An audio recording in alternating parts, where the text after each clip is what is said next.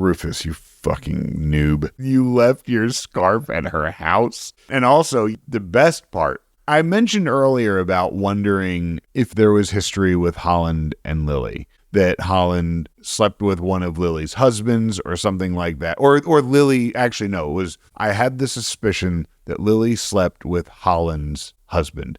Because she says early on about, like, you know, the husband cheating and whatnot. Mm. And so for her to take that scarf to Vanya and be like, Rufus left this at my place. Definitely feels purposeful. She knew what she was doing. Yeah. She was sending a message to Lily that your man's hanging out with me.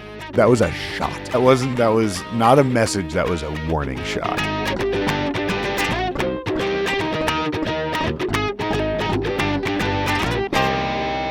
Hey, Upper East Siders and all you scandal-loving listeners out there. You just tuned into the non-judging breakfast pod, where the coffee is strong, the waffles are fresh, and the gossip is hotter than ever. My name is Leif, and I'm your seasoned Gossip Girl veteran. And I'm Steve, the new kid on the block, the greenhorn, the fresh meat, I don't know, Leif, what do you call the newbie here in Gossip Girl terms? I don't know. I'm just glad I got my couch scotch guarded before you and Robin came over. Oh, no need, Leif. I'm an expert in the kitchen. So here's the deal, folks.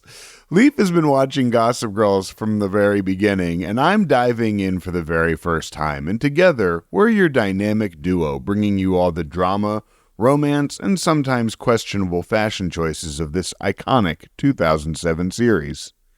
Bring your magnifying glasses, because each week we're dissecting every juicy detail of the show, one episode at a time. We'll connect the dots, uncover those sneaky little Easter eggs, and of course, serve up some piping hot behind-the-scenes tea.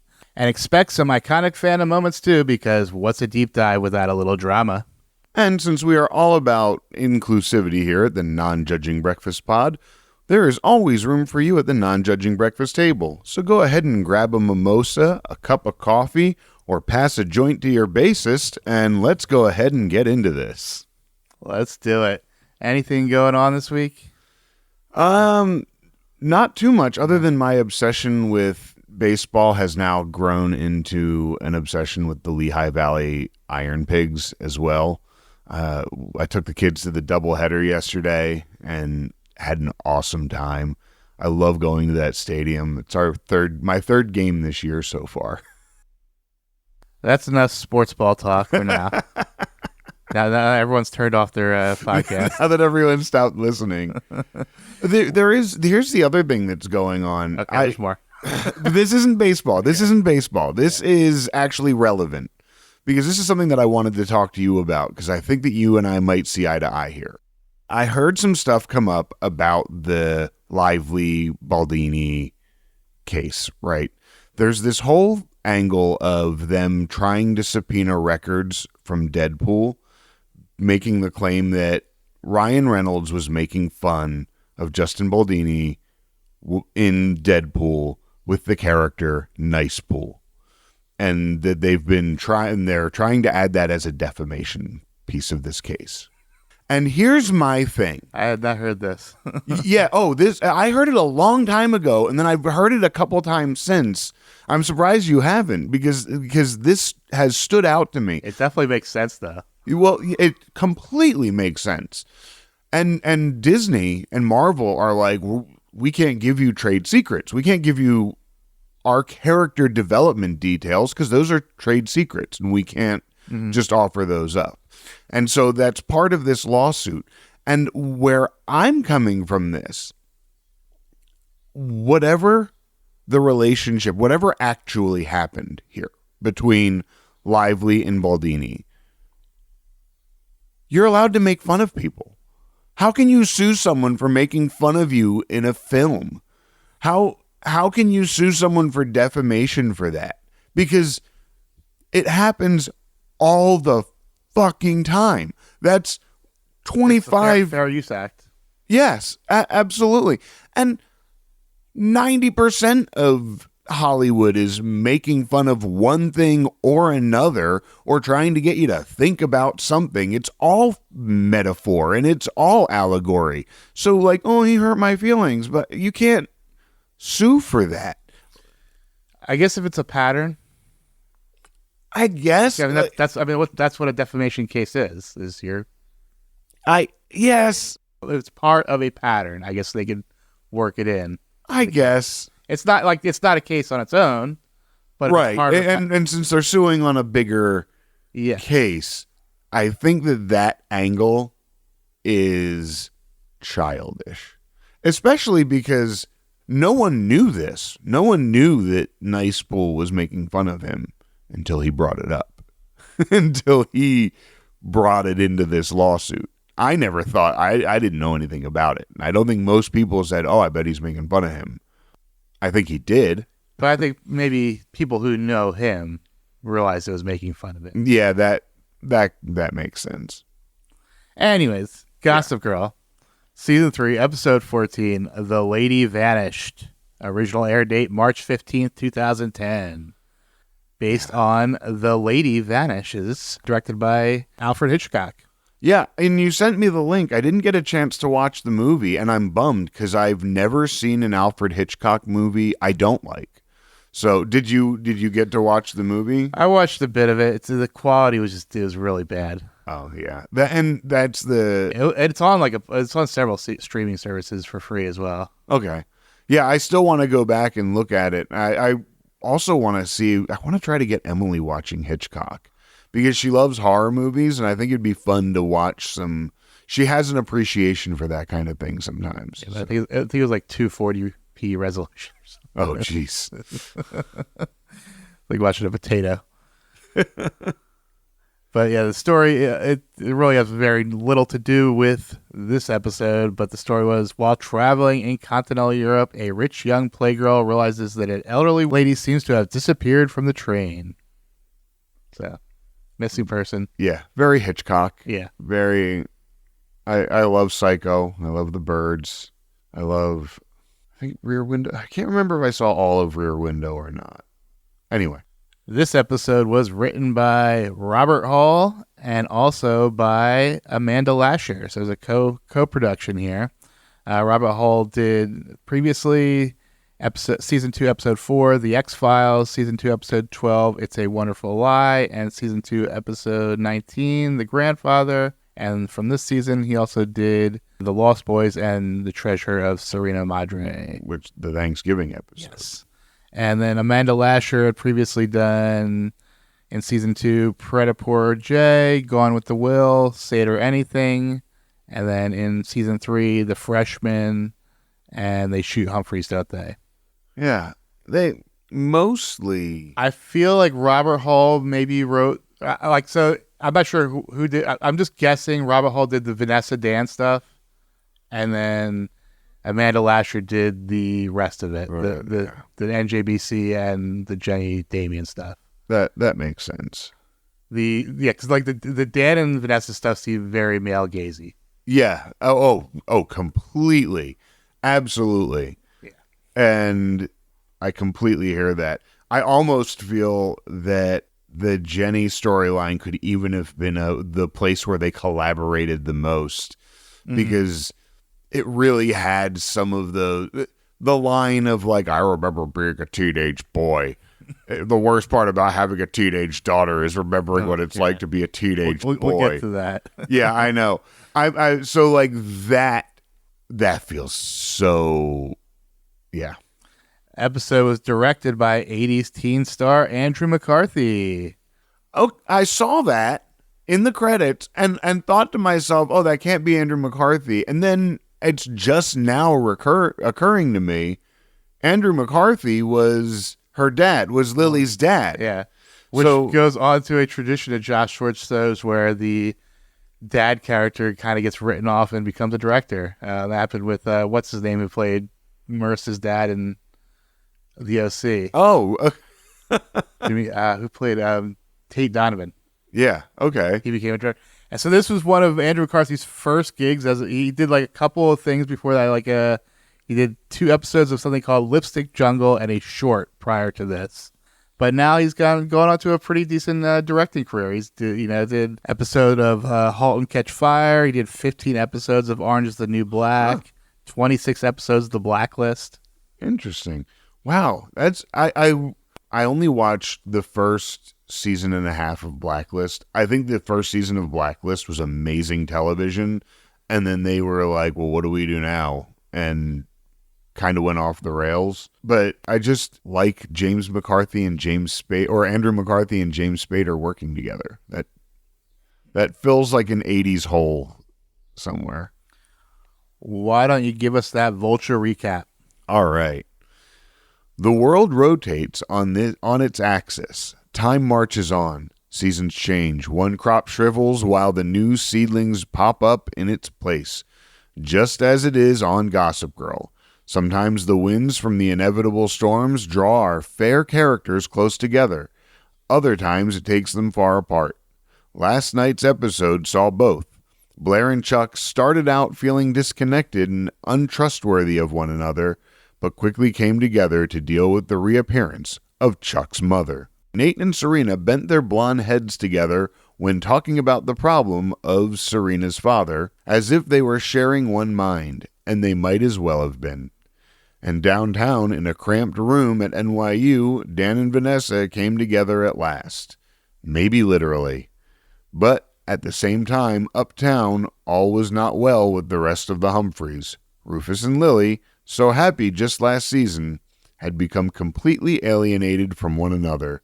Now, with the advent of Damien, Jenny's drug-dealing quasi-boyfriend, Jenny and her father are also having a falling out. I think she needs to be back in Brooklyn to feel the ground under her feet, Rufus explains to Lily, when she quite reasonably suggests they deal with the problem as a family, and I think I might need that too. Too bad for Rufus, the world never stops turning.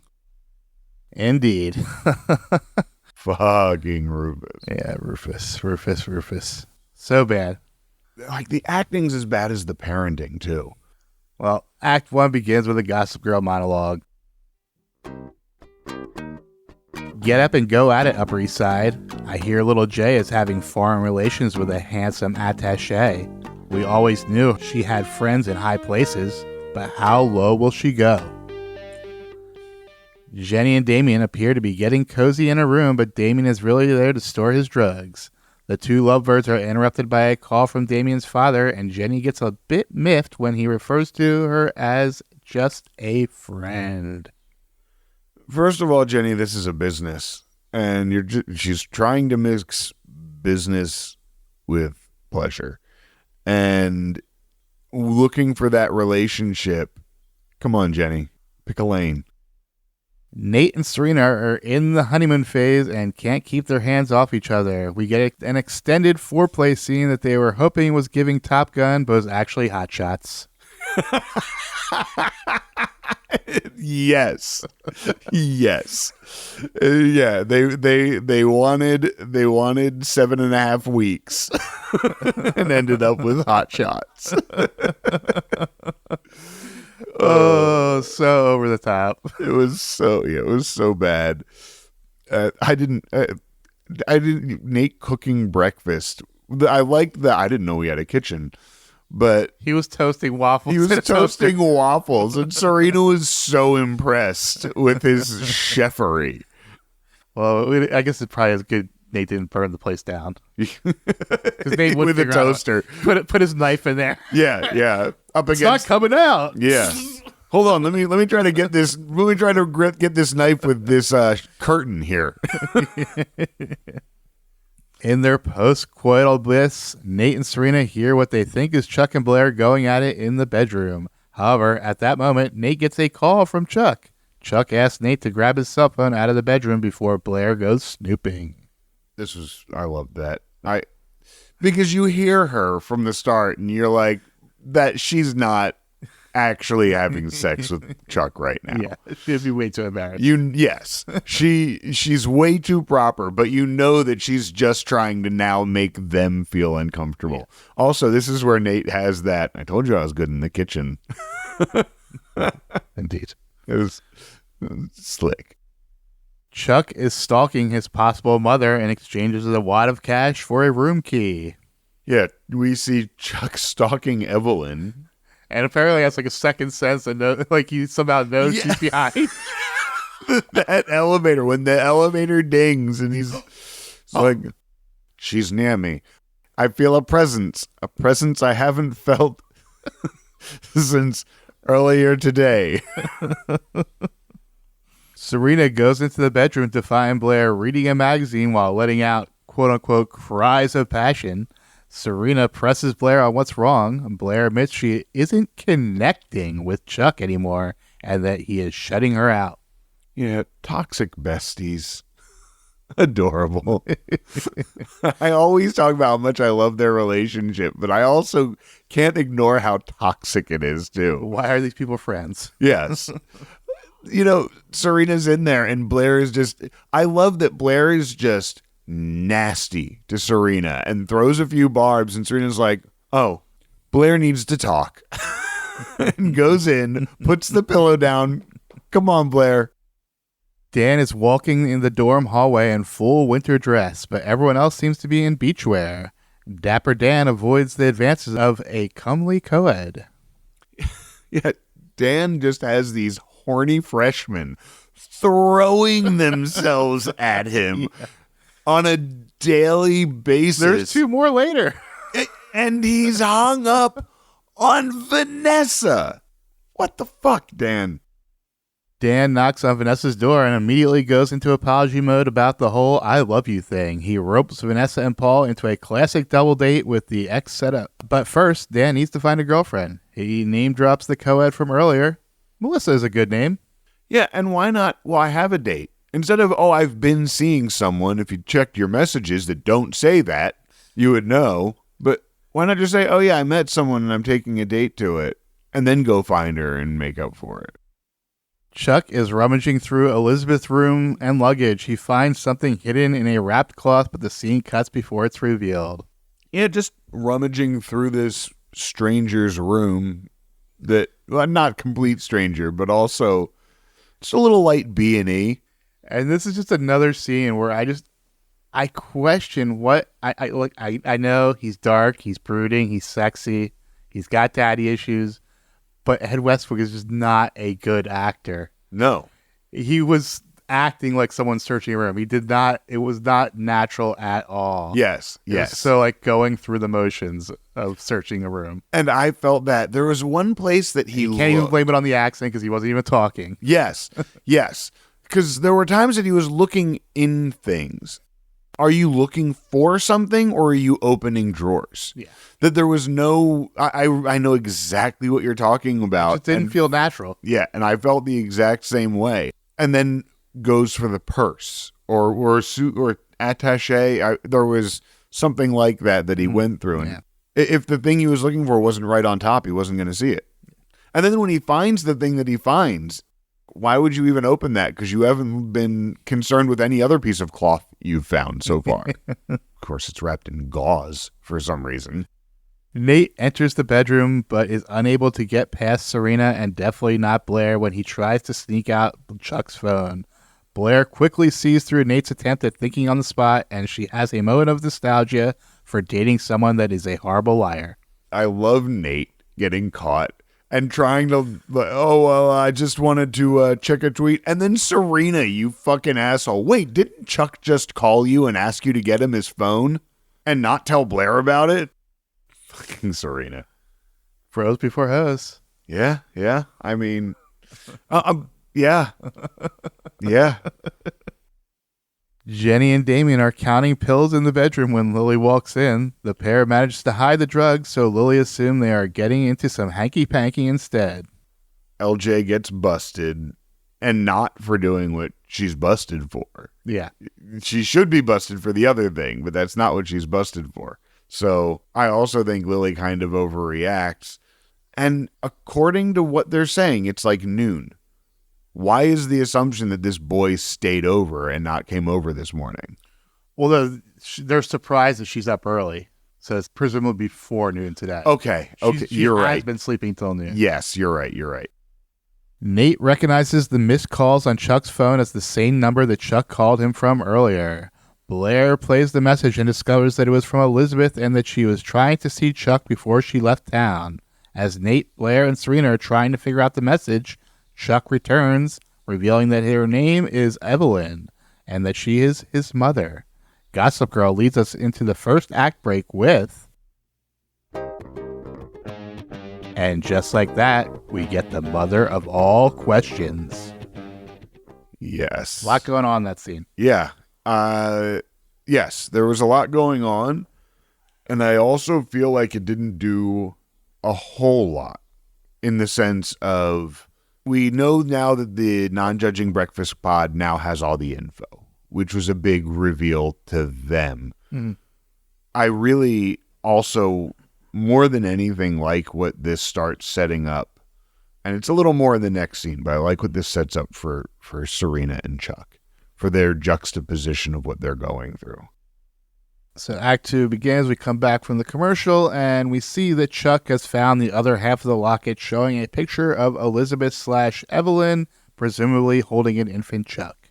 He explains that Bart just manipulated him into believing what Bart wanted him to. Chuck says that now that he knows for sure, he wants nothing to do with his mother. Ever the narcissist, Serena projects her daddy issues onto Chuck, and she can't understand why he wouldn't want a relationship with a long-lost parent. Chuck storms off, and Blair tells Nate and Serena to honor Chuck's wishes. I'm sure they will.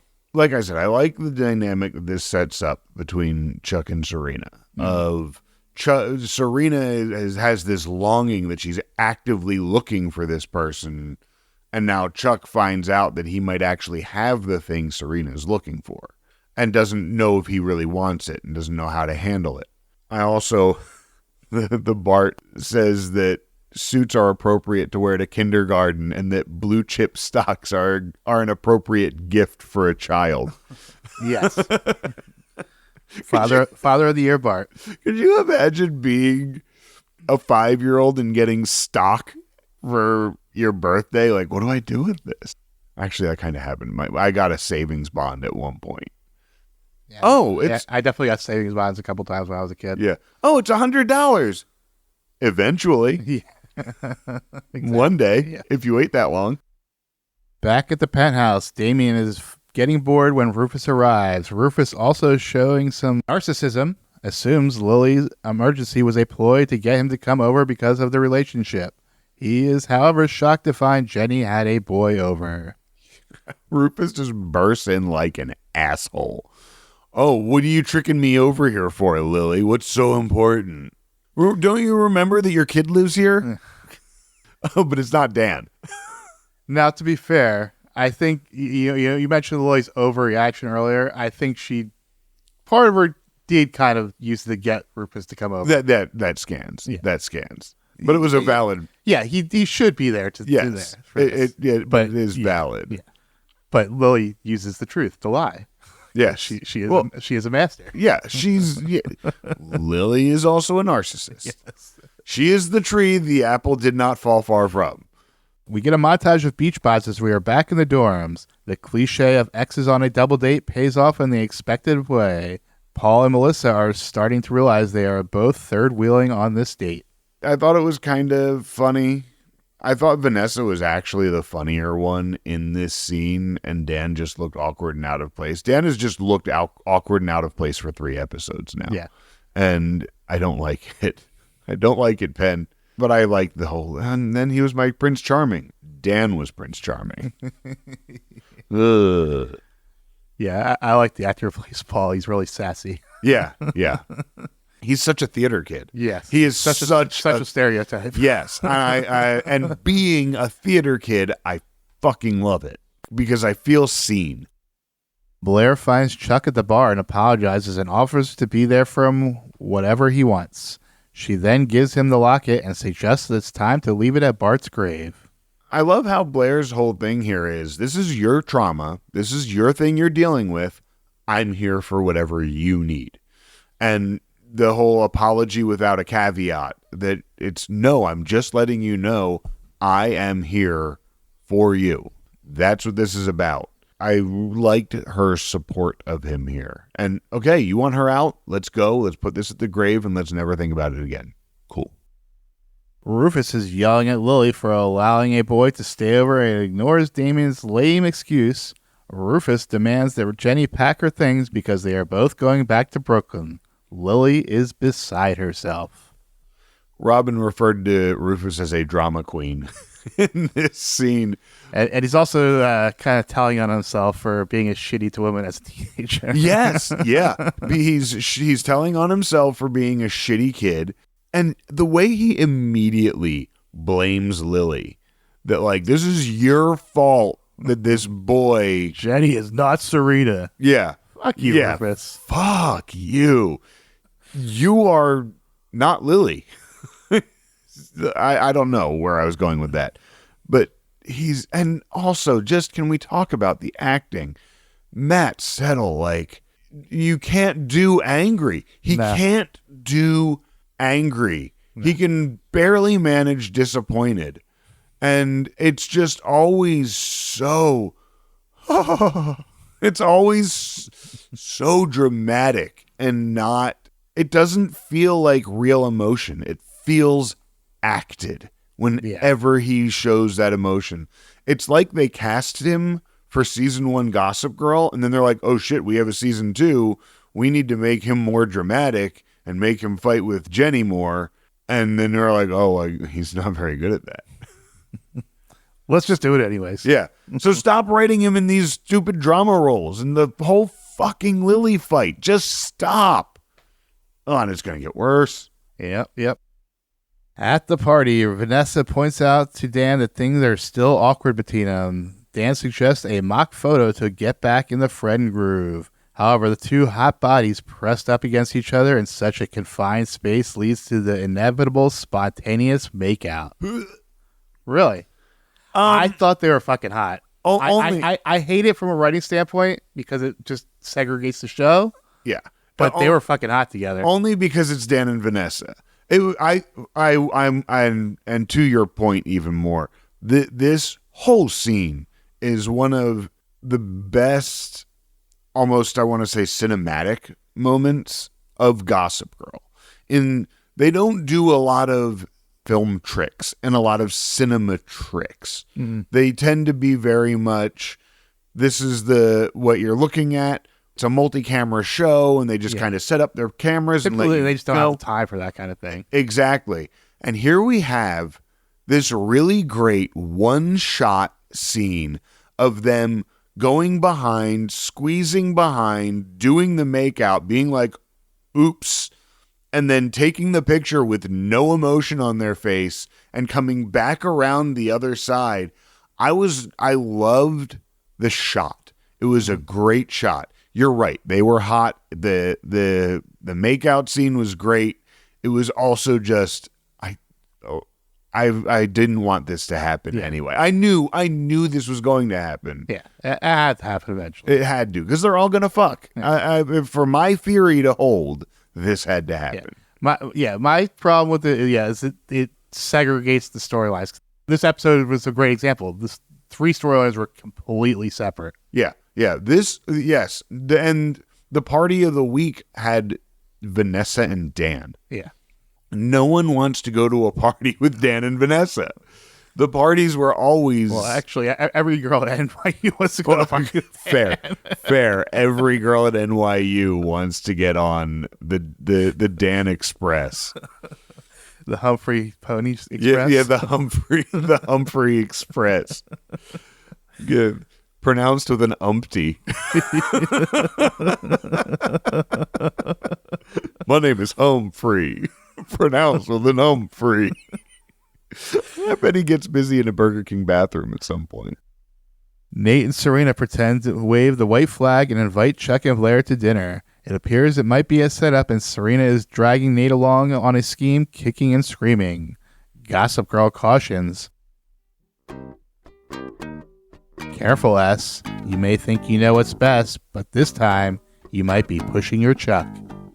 Pushing your Chuck was good. I actually really, that one stuck out. It's all part of the Chuck glow up this season. You know, he's no longer being compared to fuck words. Now he's luck. Yes. Yeah. It's true. It's true. In the episode where Chuck tries to find his mother, he's not a mother chucker, but and Serena, you fucking narcissist. It's just, oh, well, I know what he must be going through. because of my daddy issues. So I'm going to solve it all. Yeah. We move into Act 3. At the restaurant, Nate and Serena are stalling for time. Eventually, Evelyn arrives and they reveal their ruse to Chuck. Serena pushes Chuck to talk to her so the not knowing doesn't haunt him forever. Yeah, the meddling is so annoying. That's my big thing there. It works out. It in the long run. I hate that Serena was right. Yeah, it was the right thing. She was right. And I hate that she was. And she was right, but she wasn't. And we'll even get to that when we get to the Serena Evelyn conversation.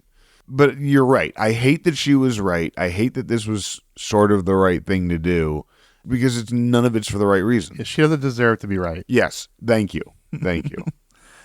At the beach party, Paul and Melissa have figured it out and basically tell Dan and Vanessa to fuck off with their drama. Yeah, busted. Just bang already. Yeah. Paul's just basically like, go fucking bang already. Yeah. And the fact that they already broke up, that you have to wonder if they broke up because of Dan.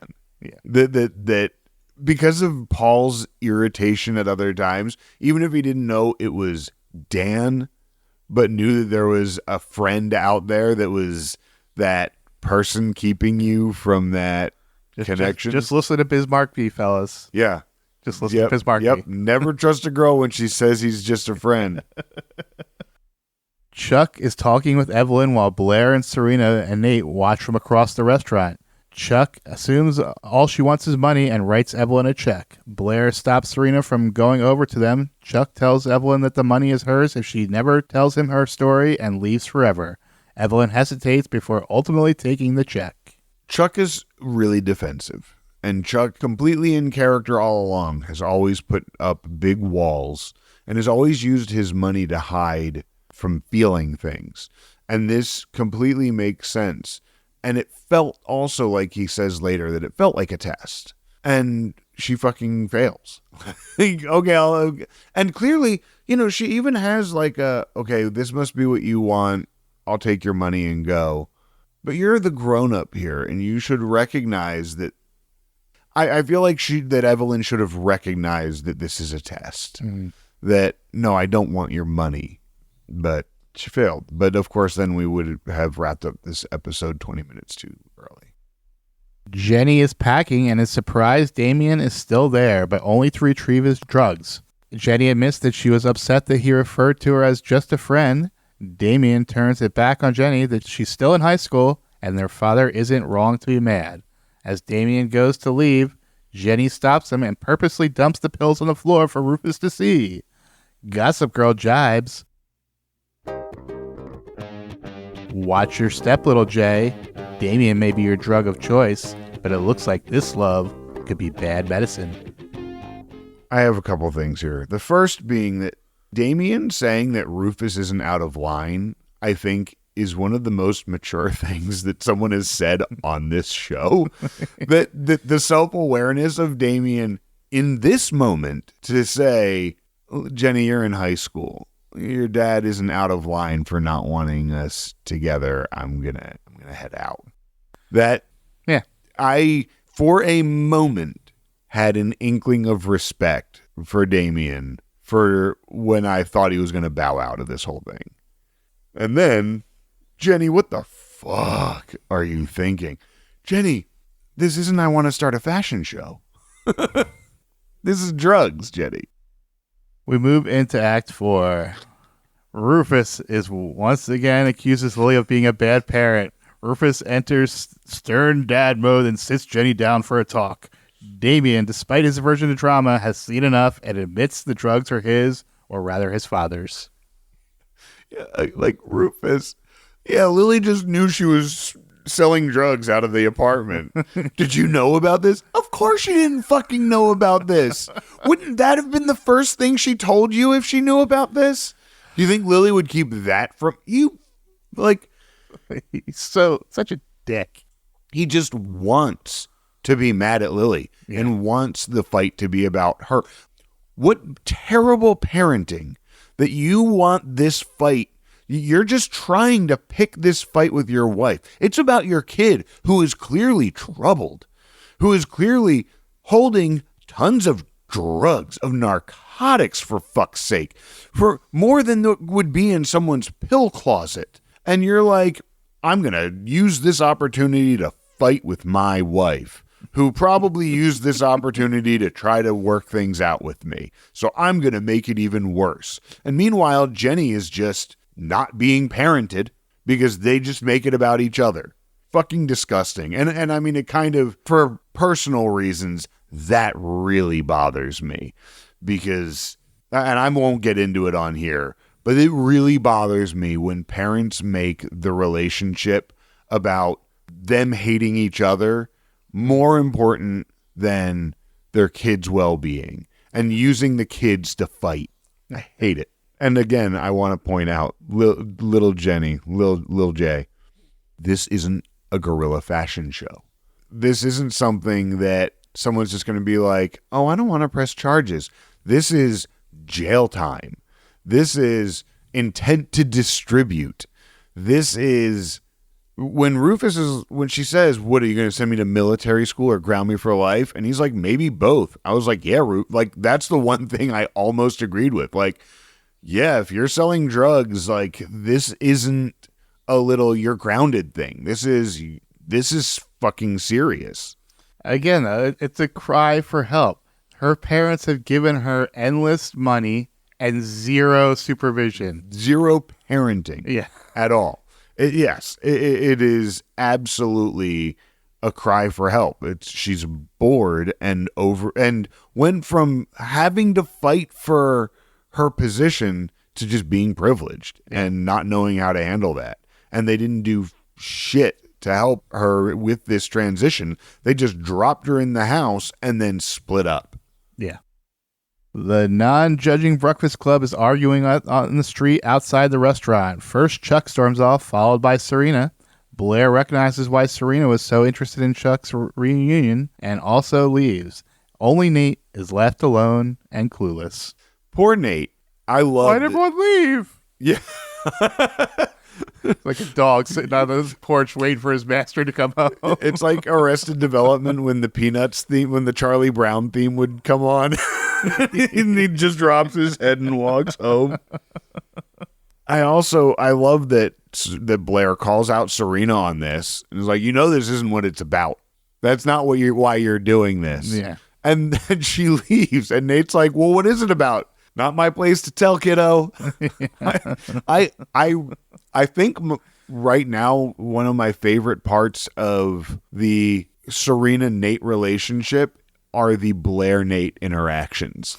That they're not interested in each other but have so much history. Yeah. That they just know each other so well, and it just leads to such great banter that Nate's not going to push back on Blair there. Nate hasn't pushed back on Blair for 11 years. Dan and Vanessa are arguing about who lied to whom. Vanessa says she wishes Dan never confessed his feelings, so he leaves to get another drink. It's nice that they're finally honest with each other here. Well, not totally. Am I thinking in the wrong place? Yeah, this is where Vanessa says, I just wish you never had said anything. And then Dad's like, shit, and walks off. Well, I got to go get another drink. Oh, yeah. But this conversation, it does show a little bit of like that history, that Nate, Vanessa, we've known each other a long time history. Damien is explaining how his father went on escalating benders after his mother left them. Eventually, his father got clean, but this morning, Damien found the bag of pills and came to Jenny for help. Dude, great cover. Great story. I'd buy it. Why'd you bring the drugs here? I don't know. Dude, I panicked and didn't know what to do, and I brought them here. Yeah. Yeah, that scans.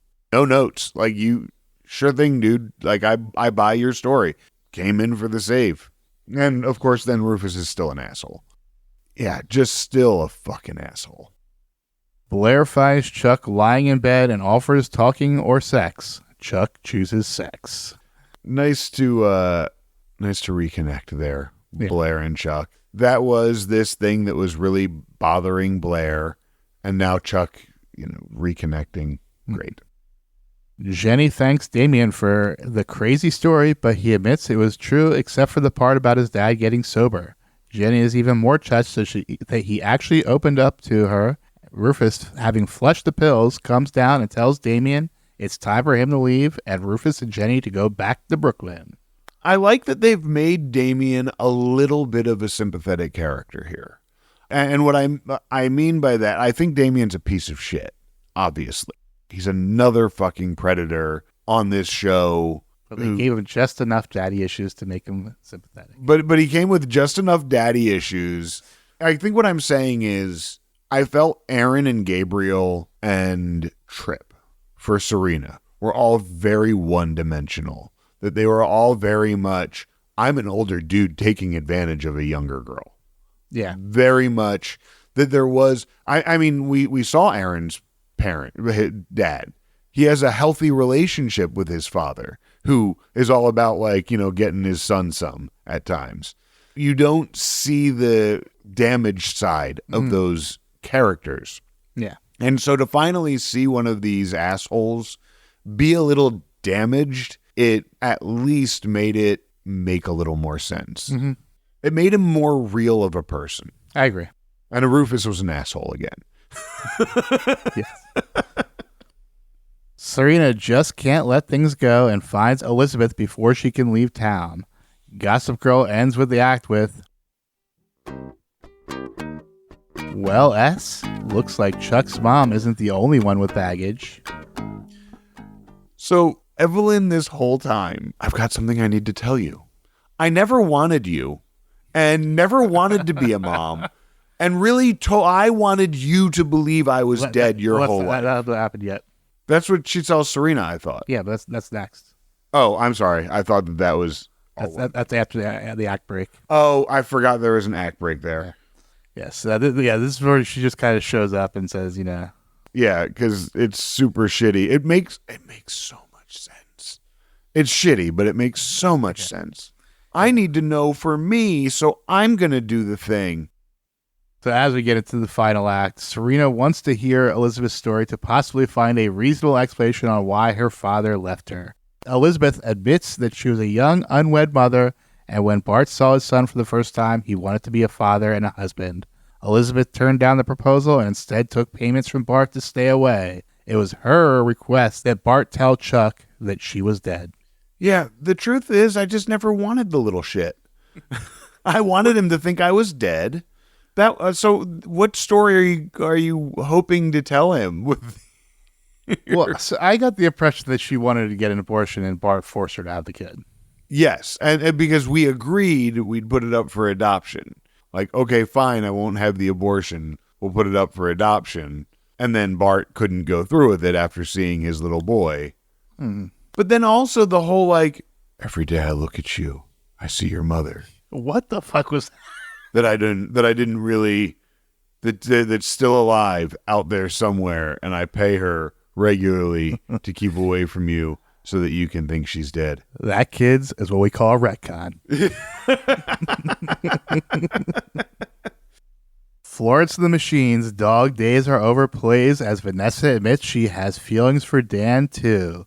They realize that they are on a no man's land between friends and lovers and decide to throw down and see what happens. I think what happens is they bang. This was also, I liked this when they had this sort of... She admitted to being scared. Yeah. She admitted to being scared. The scene was great.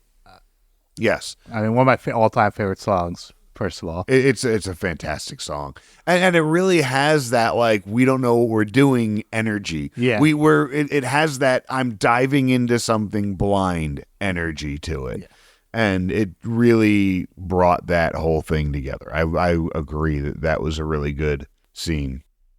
Back at the penthouse, Jenny begs Rufus to allow Damien visitation rights, and Lily begs for him and Jenny to stay so they can work out their issues. Rufus ignores both their pleas and takes Jenny back to Brooklyn. When I was a kid, I had a friend who went into Friends Hospital, was checked in to a psychiatric facility for a few weeks. And I remember I was afraid to tell my parents because I was afraid of them not wanting me to be friends with someone who had these kinds of problems. And I hid it from my mom.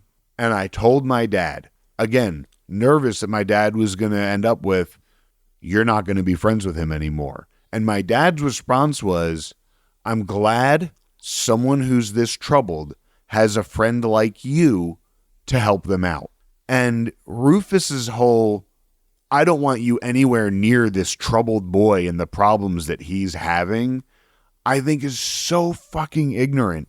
And there's two huge things that you're doing here as a parent. For one, when you tell your kid you're not allowed to hang out with that person, what are they going to do? They're going to hang out with that fucking person, no doubt. Mm. But to tell your kid, this person is troubled and their family is troubled, so I want you to shut them out, is a terrible lesson. Emily has a friend who sometimes gets, who has some, what I would call troubling behavior. And Emily is like, I don't deal with that shit. I don't put up with that shit. If she's doing that when I'm around, I'm out. But she's still there for her to be her friend, the friend that she needs. Mm-hmm. And I find Rufus just to be so ignorant and judgy on the, wow, your friend's dad has a drug problem? Yeah, no more friends. You're not going to be friends with someone whose dad has a drug problem. There's more layers to this, of course. The actual relationship is more nuanced than that. And Rufus is, again, like, I don't want him to be rewarded for being right. He's right to keep her away from Damien because he's a shady piece of shit, but not on the evidence he has, which is what really bothers me. Yeah. Is that he's just ignorant, judgy, and then just fights more with Lily. Mm-hmm. And what are the men on this show, when they're really fighting with someone that they're with, what is the real reason that they're really doing that most of the time? Because they're trying to bang someone else. Chuck and Blair are basking in the afterglow, and Chuck admits that he hoped Elizabeth would turn down the check. Just then, the front desk calls up to tell Chuck that Elizabeth is downstairs and waiting to see him. I kind of thought it was a test. I think I said that earlier. I don't know. I felt like this was kind of a lay it all out kind of thing. All right. Rufus comes down to find Jenny missing. Did that crazy kid run away again? Gossip Girl seems to think so, and she has this to say. There comes a time when every father learns you can't keep a bad girl down. And that's when Jenny ran away again. Took something with her, too. Yep. Yeah, because Rufus flushed the drugs. You don't flush narcotics like that. You're just adding them to the water stream now, Rufus. There are disposable places for those things. There are ways to dispose of that is not dumping narcotics into the water, into the sewer system. Public service announcement: if you're trying to get rid of a whole bunch of narcotics, take them to a pharmacy and they'll get rid of them for you. Or get, like, they sell like disposable, like, bags, or I think they give away. My one pharmacy gave away bags. Like, if you have old pills, don't flush them, put them in here and toss them. We move into the epilogue. Serena comes back to the Waldorf apartment to find Nate there waiting for her. Serena finally tells Nate about her failed attempts to find her father. Talking to Elizabeth has finally convinced Serena that her father just doesn't want to see her. Nate tells Serena that he wants to be there for her and know about her. The two embrace. Again, I like them together. Yeah. I feel like they are a good, stable-ish couple, as, like, sort of in their own. I want them handcuffed together so that neither of them can be around any other pretty people. So that if they see another pretty person, they're with each other. I just want them handcuffed eternally and to run off into, and until they retire to a farm upstate like good golden retrievers do. I'll give you that this was a cute scene. As of right now, I'm a big Nate Serena. They're fine. Well, it's also not as boring as Nate's other relationships. This is probably the least boring Nate relationship thus far. We come back to Elizabeth just having told Chuck we have to assume is the same story she told Serena. However, Elizabeth has decided she wants Chuck to know her, and she gives back the check and declares she is staying in New York. I think Chuck is right to be defensive in the beginning of this. I like that Evelyn takes the lumps and kind of fights through to the, no, here's the money. No, I don't want the check. No, I want to actually know my son. So first of all, I get not wanting to repeat the same story twice for brevity, but why do you give the story to Serena and not to Chuck? Why don't you get to see Chuck's reaction to the story? Yeah.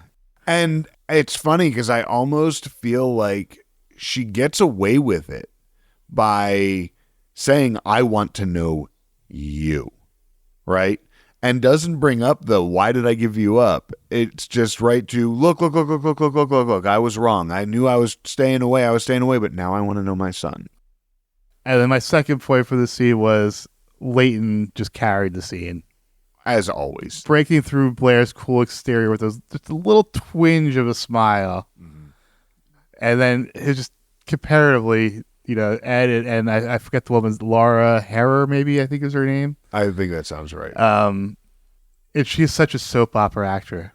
And I looked it up, and she indeed had a recurring role on General Hospital and also on Young and the Restless. That scans. Scans really hard. She also is in 2 different TV versions of Mulholland Drive as the same character. And in the movie, right? Wasn't she in the actual movie? Yeah, in the movie. And okay. And then also a TV version of the movie. Wow, that's funny. I didn't know there was a TV version of the movie. Speaking of the afterglow, Dan and Vanessa are also in it. They both want to take things slow because once the families knows, the pressure will be turned way up. Yeah. Cute little scene. Cute little post-coital. Yeah. Dan and Vanessa. Showing a lot more skin than Chuck and Blair did. Yeah, they yes. Also, they have the whole, their trajectory of being friends and stuff. And I always say that I married my best friend. Robin is my best friend. And so I like that little bit, that these best friends, and how they're like, okay, well, let's just be friends that do this. And because that means that they won't do it for too long until they get mad and break up. Jenny chases down Damien on the nightlit streets of Manhattan. She snags some oxycodone from Lily for them to sell at the party. Damien says they should blow off the party and pulls Jenny in for a kiss. Yeah, so now little Jenny is stealing Lily's oxycodone, and Damien goes full predator. Great. Again, he's presumably the same age as Nate and Serena and Dan. And we were fine with Nate because he went to school with Serena. Right. No. I thought there was something else that made him older than Serena too, but I guess so. Characters we're gonna presume 17 and 19. Yeah. Okay. Now, right. Chemistry between Penn and Jessica was fucking hot. Yeah. These two, this kid was so not hot. There's nothing, and it's understandable because I looked up. Kevin Zegers would have been either 25 or 26 when they filmed this, and Jenny's 16, 17. Yeah. So okay, yeah, you're right that he went to school with Serena, so the age thing really isn't as bad. In fact, it makes the you're in high school thing even more condescending. Dude, you're a freshman. Yeah. You're a freshman in college. Yeah, you're a freshman. You're barely out of high school. Because Jenny's a junior now? Yeah. Lily is swilling wine alone at the penthouse. The elevator dings as Vanya arrives to deliver Rufus's scarf that was left at the lost and found by Holland. Rufus, you fucking noob. You left your scarf at her house. And also, the best part, I mentioned earlier about wondering if there was history with Holland and Lily, that Holland slept with one of Lily's husbands or something like that. Or Lily, actually, no, it was, I had the suspicion that Lily slept with Holland's husband because she says early on about the husband cheating and whatnot. Mm. And so for her to take that scarf to Vanya and be like, Rufus left this at my place. Definitely feels purposeful. She knew what she was doing. Yeah. She was sending a message to Lily that your man's hanging out with me. Yeah. That was a shot. That was not a message. That was a warning shot. Yeah. Otherwise, you just hang on to the scarf until you see him again. Exactly. Nate sits in silent support as Serena leaves a voicemail for her father stating that she is no longer looking for him and doesn't want to know him. Yeah, it's nice that Serena's getting closure, but not therapy. She needs therapy. Like, I'm glad you're getting closure. Please get therapy. Were you paying attention to Nate at all in the scene? Very little. He was just there. It looked like he was about to fall asleep because he just didn't know how to react. Yeah, that scans. Blair kisses Chuck goodbye so he can spend some quality time with dear old mom. Blair watches Chuck getting to know his mother as Gossip Girl closes with, spotted Chuck Bass breaking bread with his mother. Looks like our little boy lost is finally found. For now, at least. XOXO Gossip Girl. Chuck's, well, what do you want to know? I thought was interesting. It felt very TV. Yeah. I think is what it was. But also just Chuck just taking this bait of like, let me talk about me, and then I'll never ask you why you left. Neither of us want to know. So, that is our episode. What is coming next? First of all, Jenny's in big trouble. I don't know how this runaway feels like it's going to end. I think Jenny thinks it's going to end the way the previous one did. I don't think it's going to. I had the thought that Serena's dad is not in the picture because of Cece.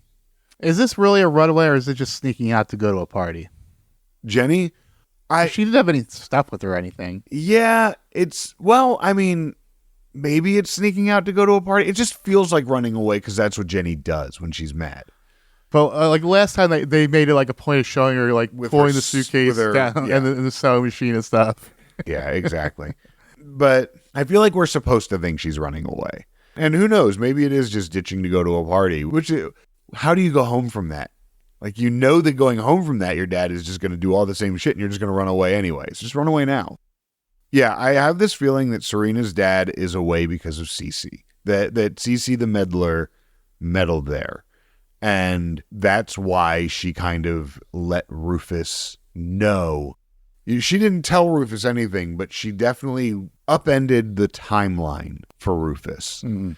And I think that we've seen Cece come around on Rufus, and you got to wonder why she didn't want her with Vanderwoodson. So I kind of feel like that is a thing in there. I have a prediction, and you can. I might be wrong on this, but my one prediction is we'll never see Evelyn again. Now that the storyline is resolved, it feels like, oh, now that you know who I am, it feels very Scott to me, and now that's resolved. I think that shit's gonna blow up with Lily and Rufus and Holland, and I'm not excited about it. I think we continue to go towards Blair being there for Chuck, being there for Chuck, being there for Chuck, being there for Chuck. When's Chuck going to be there for Blair again? So I'm waiting for that shakeup to happen. I feel like, again, they've been so comfortable for so long. They've been such the longest running relationship in a while. So I feel like there's something going to happen here, yeah. Well, let's go ahead and get into some segments. This week in fandom, we jumped into the Wayback Machine to travel to the fan forums from 2010. Hello there, Peabody here. And this is the Wayback Machine for traveling through time. And this is my boy, Sherman. Speak, Sherman. Hello. Good boy. Overall, the impression was this was a good to great episode. Really? Good to great. This is what people want. They want Dan and Vanessa separated from the non-judging Breakfast Club. Yeah, but it becomes two shows. Yeah, look, I agree. Like, this is better than previous ones because I thought all three storylines were good storylines. I didn't like the Chuck storyline. I thought it was executed fine, but I didn't like it. It's definitely a stupid soap opera, but yeah, I think it was well developed this episode. They have. It was definitely better than the last episode. Well, right, and I guess that's kind of, to me, they just kind of, I have trouble delineating between when you have such a continuous storyline, I'm already annoyed with it from last week. I was further annoyed with it this week because it was more of last week. It was a Ross and Rachel thing. Will they, won't they? Are they gonna talk? Oh, I give you the check, she walks away. And just baiting back and forth instead of, and I realize they need to like stretch through an episode, but if you need to do that, then do it in one. Mm-hmm. And I know that today it would have been. If this was made, if Gossip Girl was never made in 2007 and they made Gossip Girl starting off today, that they would probably be 12 episodes long, and that would have been one episode because they wouldn't have needed to catch people up next week and the week after. Mm. But it just, because of that, because this was 3 episodes of this bullshit, I'm bored and I'm done with it. And especially for the whole reveal to be, oh yeah, I just didn't fucking want the kid. Yeah, just fuck him. Kids? No, fuck him, fuck his dad. I'm glad I'm dead. The fans also loved, this was a good Chuck and Blair episode. They loved how protective Blair is of Chuck, but like you, some are wondering when we're going to see the reverse. Yes. Yeah. Why do they keep cutting away from Chuck and Blair's sexy times? Do you think they hate each other? No, that's because Ed just can't take his shirt off. Oh, is he pasty? That, and like unlike the other boys, he refuses to shave or starve himself for 2 weeks before they shoot. Oh, yeah, fair. And he has tattoos. Oh, that's an easy fix. It takes a few hours. Yeah, I guess it does. It's easy, but it takes a few more hours of your day. Yeah. Every day. Yep. Happily surprised that we got NJBC action this early in the season. Because normally that's like an end of the season kind of thing. Mm-hmm. That I'll give you, that it's nice to have them together. A lot of people seem to think Evelyn/Elizabeth is a fake. Oh, Jesus Christ. Jesus Christ. I don't want more of this. I don't want more of this. They are shipping both Danessa and Damien. Really? Damien? First of all, we're going with that. And second of all, really? I think Jennian would have been better because like you get more of her name in it, but anyway. Does Lily have a problem? Oxys for headaches and sleeping till noon. I feel like this sleeping till noon thing is a recent thing, right? We haven't seen her with Oxy all along. I could see her being someone that has Oxy in the cabinet in case they want it. I don't think she has a problem. I don't feel like that's a storyline they want to do. They did Kirsten's an alcoholic storyline in the OC. Yeah. Yeah. I feel like that would just be really springing something on us because there's been zero evidence. Yeah. Zero this entire time. Of course, there wouldn't be any of the money stuff. She can just get money. Like that's not her problem. But I don't like it. Well, that is it for this week in fandom. Let's move over to episode grades. You went first last time, so I'm going to go first this week.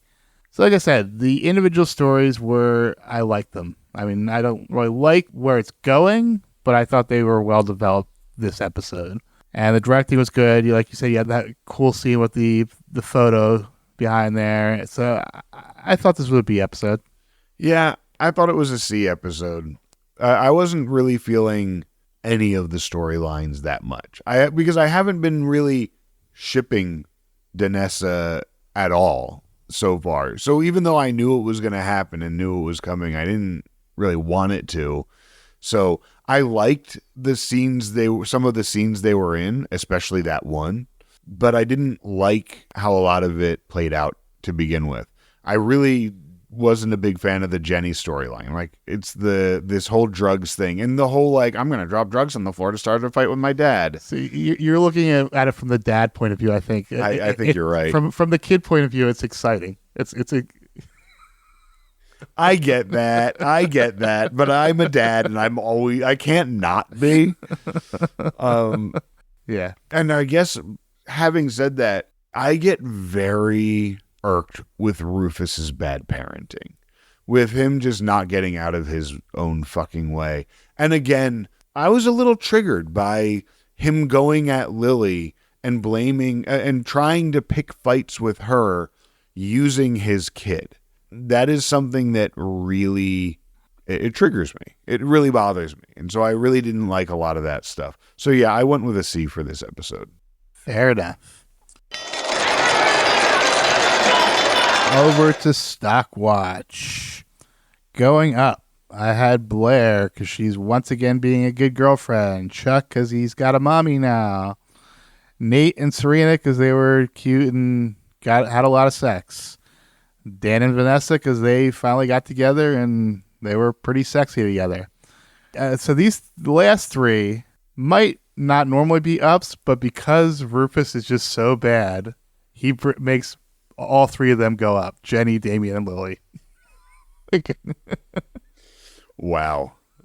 So I had some of the same. I had Blair and Chuck for the same reasons. I had Nate and Serena for the same reasons. I had Paul and Melissa, as it looks like they're getting together. I had Damien going up. And that is my last one going up, because Damien doesn't get busted for his drug ring and continue on, and now it gets the girl. So I had Damien going up. I'm going to send Jenny up. I am going to give her the up because at this moment, I feel like she has the upper hand. I think the carpet is going to get ripped out hard from under her, but I feel right now she's kind of floating and thinks that she's really up there. False inflation of stock. She got the business and the boy. Yeah, exactly. Going down, Rufus. Elizabeth. Once again, Bart, just because he was mentioned. Yeah. And you gave them going up, but I had them going down, Paul and Melissa, because they were just getting used. Oh, I had them going up because they got together in the end and got rid of the dead weight. Did they get together, or did they just kind of go off and leave? Oh, I kind of got the impression that they hit it off. If they hit it off, up. If they just were annoyed and walked off, down. So I guess that's really open to interpretation here. All right, who do you got going down? You said Elizabeth. I had her written down as Evelyn, but Evelyn Elizabeth definitely going down. Like, fuck her. She's a terrible person. Rufus is going down. I have Lily going down because I also feel like although Lily was trying to keep the family together and trying to, can't we just work this out as a family? One, I still, as you pointed out earlier, it's just as much using Jenny to get her way as Rufus is trying to use Jenny to pick a fight. She's trying to use Jenny to solve a fight. The other reason for Lily going down is because she doesn't have Rufus anymore, because Rufus again stormed out and she lost her pills. She'll just get more pills. Anyone else? Yes, I had Dan going down because it's Vanessa. But he loves Vanessa. He does, but it's Vanessa. I have Dan. Dan goes down again for loving Vanessa. That's even worse. And then finally, I have Holland going down because she picked a fight with fucking Lily, and I don't see how that ends well for Holland. But here's the best outfits from the last episode we've seen. Moving over to best outfits. Not a lot to choose from. Yeah, again, it's because of the party thing, right? It's usually the party outfits that really stand out, but here it was Dan in a tank top and Vanessa in a whatever that was. So because of that, I'm going to give it to Paul for his little neckerchief and popped collar. Oh, okay. That's fair. That's actually, I can appreciate that. I went with Blair with that black top that she's wearing throughout most of the show, and that the big necklace. And was it like, were they leopard a leopard skirt or a tan skirt? I don't think it was leopard. It looked brown. And it looked like it had some kind of pattern on it, but I couldn't quite make it out. I don't think Blair would wear leopard print. I don't either, which is why I thought it was, which is why I didn't assume leopard, but it had some kind of something on it. Well, that is it for segments. Do you have anything you want to plug this week? I'm not really plugging anything this week, unless it's the Iron Pigs, apparently. But I would like to say that if you want to see more of what I am doing, you can find me on TikTok or Instagram at Steve Marchand, at steve.marchand, Marchion, and I'm posting stuff there. Other than that, you can also find me on Blue Sky at The Weed Wizard. Yeah, nothing really for me to plug either. So you can follow me on Instagram and Threads and Blue Sky at Hot Capicola. That's HOTCAPICOLA.